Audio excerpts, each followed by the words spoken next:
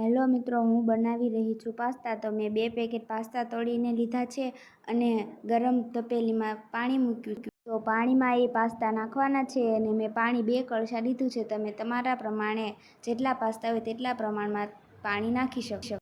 Pasta નખાઈ ગયા બાદ બફાઈ ગયા બાદ તેને ઠંડા પાણીએથી ધોઈ નાખશું. ત્યારબાદ આપણે એક તવીમાં તેલ ગરમ થયા બાદ તેમાં આપણે મીઠો લીમડો નાખીશું અને આ બધું પડ્યું છે ત્યારબાદ નાખવાનું છે. મીઠો લીમડો નાખીશું, સ્વાદ પ્રમાણે મીઠું, હળદર એડ કરીશું, પછી હલાવી નાખવાનું. ત્યારબાદ આપણે તેમાં કાપેલા લીલા મરચાં એડ કરીશું, ત્યારબાદ તેને સરખી રીતે હલાવશું.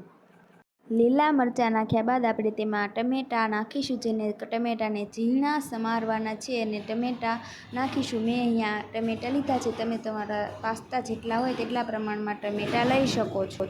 ટમેટાં નાખ્યા બાદ તેને સરખી રીતે મિક્સ કરીશું. જ્યાં સુધી સરખું મિક્સ ન થઈ જાય ત્યાં સુધી આપણે તેને ધીમા તાપે હલાવવાનું છે. ધીમે ધીમે હલાવ્યા બાદ આપણે તેમાં ડુંગળી એડ કરીશું, જે મેં સમારીને જ રાખી હતી. ડુંગળી નાખ્યા બાદ એને સરસ રીતે મિક્સ કરીશું અને એવી રીતે મિક્સ કરીશું કે ડુંગળી ઉપર દેખાય ને, અને ડુંગળીને ઝીણી સમારવાની છે.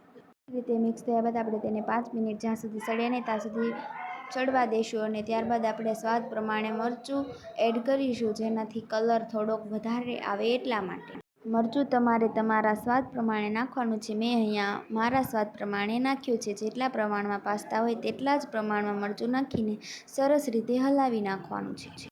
મરચું નાખીને હલાવ્યા બાદ તેમાં આપણે પાસ્તાનો જે મસાલો આવે છે તે અંદર નાખવાનો છે. જેવો મેગીમાં મસાલો તેવો જ પાસ્તામાં આવે છે, તેને નાખવાનો છે અને ત્યારબાદ તેને સરસ રીતે મિક્સ કરી નાખવાનો છે. મેં અહીંયા 2 પડીકા પાસ્તાને લીધા હતા, એટલા માટે તેમાં 2 મસાલાના પેકેટ આવ્યા હતા, તો મેં 2 પેકેટ નાખ્યા છે અને સરસ રીતે તેને હલાવી નાખવાનું છે. પાસ્તાનો મસાલા નાખ્યા બાદ તેને સરસ રીતે મિક્સ કરીને તેમાં નાખવાનો છે. તેની અંદર આવે તે સોસ, જેનાથી પાસ્તા સ્વાદિષ્ટ અને ટેસ્ટી બને છે. ઘણા લોકો એમ કહેતા હોય છે કે તેની અંદર આવે સોસ ને એવું ના નખાય, પણ તે નાખવી તો જ પાસ્તા સારા બની શકે છે. એટલા માટે તેમાં આવે તે મસાલાને બધું નાખવાનું છે. હવે સરસ મજાનો મસાલો તૈયાર થઈ ગયો છે, એટલા માટે તેમાં આપણે બાફેલા પાસ્તા અને પછી ત્યારને ધોયા હતા તે પાસ્તા અંદર નાખી દેવાના છે. પાસ્તા એડ કર્યા બાદ આપણે તેને સરસ રીતે હલાવવાના છે, પણ મારે અહીંયા પાસ્તા નાખતા વાર લાગશે કેમ કે વધારે પાસ્તા હતા.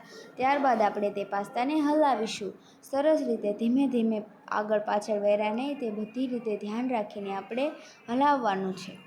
પાસ્તા સરસ રીતે એડ કરીને ત્યારબાદ આપણે ધીમે ધીમે હલાવી નાખવાના છે અને ટેસ્ટી પાસ્તા બની જવામાં થોડીક જ હવે વાર રહી છે. તો આપણા ટેસ્ટી પાસ્તા હવે બનીને તૈયાર થવાના જ છે.